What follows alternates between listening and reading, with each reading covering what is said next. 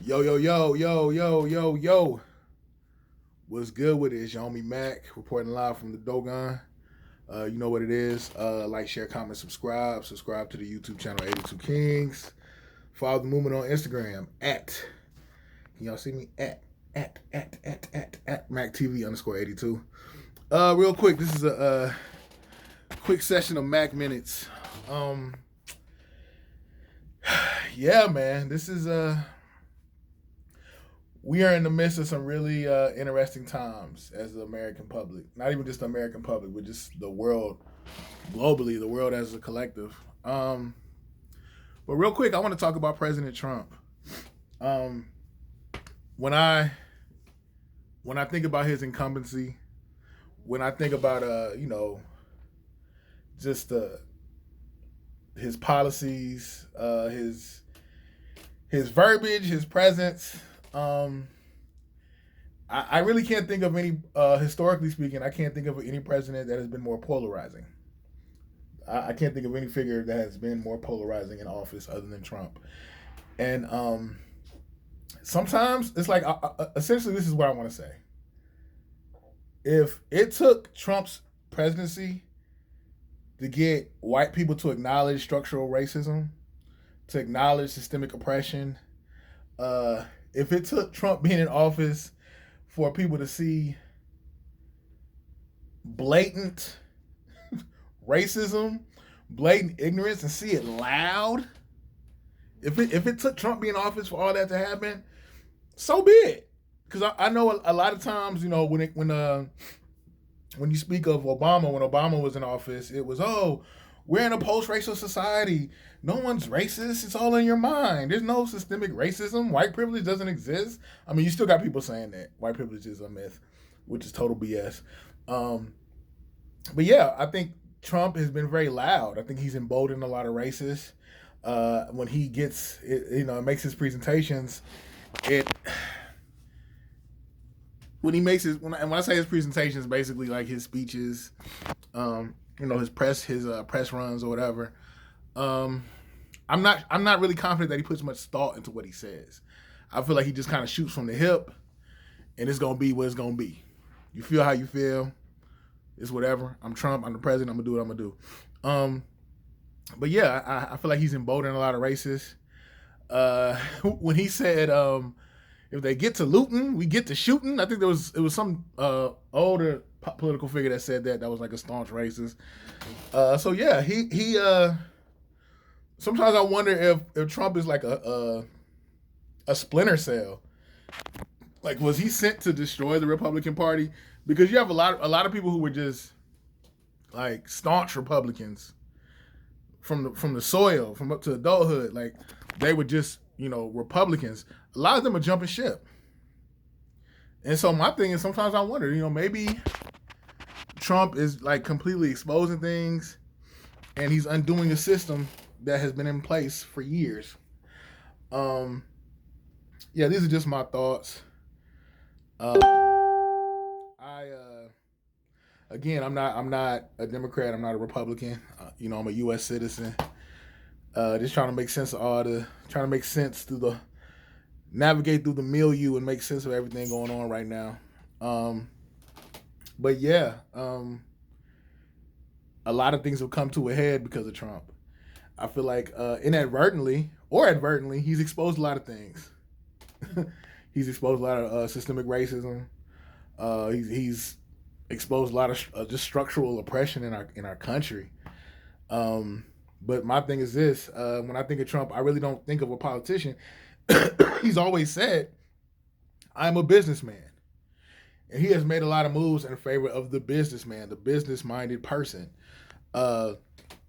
So that's how I look at him. I don't look at him as like this, this civilized, noble leader.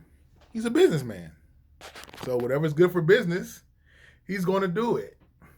So that has been the modus operandi. Did I pronounce that right? His modus operandi. That's been his go-to. That's been his aim, business. So yeah, these are just my thoughts about Trump. Let me know how you feel. Chop it up with me. We got that Mac Warbucks social distancing, lights on, toilet paper coming soon. Shout out to Black Hole Studios. Shout out to the homie Franco. Shout out to the homie DJ Kaz. Shout out to the homie Terrell. But yeah, these are just my thoughts. Let me know how y'all are feeling. This whole and I want to say one more thing before I sign off. I remember I think there was a Trump quote where he said if I ever were to run for president, I would run Democrat. I would run on a Republican ticket because they're not very intelligent and they're triggered by catchphrases and sensationalism. Yeah, Trump said that, something to that effect, not verbatim. But yeah, go to those polls. They say we can vote him out. But my thing is this: if we vote Trump out, we still have yet to confront the monster. We have still yet to confront the omnipresent system, infrastructure in this country, politically, socially, economically. We need to confront the racial wealth gap. You know, it makes no sense. I think they say the average black household is worth maybe $17,000 across the country, whereas the average white household is worth over $171,000. You know, when we're speaking in terms of assets, things that appreciate in value, land, resources. Why is that? Well, I can tell you why that is. You know, black people have had to from the time of slavery, we were already behind the eight ball, and then they had policies like the Jim Crow laws, and what else happened? Yeah, the Jim Crow laws. Then you had redlining. Well, then you had the invention of the police state. And, then you had the crack era. Like, they're just things that have been consistently placed in front of us. Because I know you're like, crack era. Well, the government was behind the distribution of crack to stop the domino theory, which was to stop communism spreading in other countries, specifically South America. We sold dope to fund the Sandinista guerrillas, who were going to oppose the government in Nicaragua, who was going to eventually become communist. But yeah, there's just been so many things that have been placed in our way, and we've developed a lot of maladaptive behaviors to survive. And in consequence of that, a lot of wealth has been accrued outside of our communities, and we've been in this perpetual catch up. Gotta catch up. Read Post-Traumatic Slave Syndrome by Dr. Joy. I don't want to mispronounce her name, her last name. I don't want to mispronounce it, but read Post-Traumatic Slave Syndrome. And people want to say, well, what about black on black crime? So basically, you feel like white people, or specifically police, they should have the right to kill black people because black people have been violent towards each other. And come on, we know black on black crime is the issue of proximity. You kill who's closest to you if there's conflict. It is what it is. In this country, getting rid of Trump is only, dealing with the symptoms. We need to get to the root, which is the racial wealth gap, the wealth gap. How is it that we live in a country that has 30% of the world's wealth? We got people living under bridges. We got people living in complete indigency. We have people living in complete indigency, living under bridges. This is supposed to be a first world country. We're supposed to be the wealthiest country in the world. You got people living under bridges. You got people who are working 4 and 5 jobs just to survive. People are working 40-hour weeks, making $7.50 an hour. But it's like Dr. Amos Wilson said, any problem that persists in this country, you have to look and see who benefits from it. Who benefits from it? The white power structure. It is what it is. But yeah, I am pro reparations. I am pro equity. I am pro this country righting its wrongs. I'm not about black supremacy. I don't even know why that's a thing. But I'm not about black supremacy. I'm about justice. White supremacy being replaced by justice. It's your homie Mac. Music, art, culture, knowledge. Reporting live from the Dogon.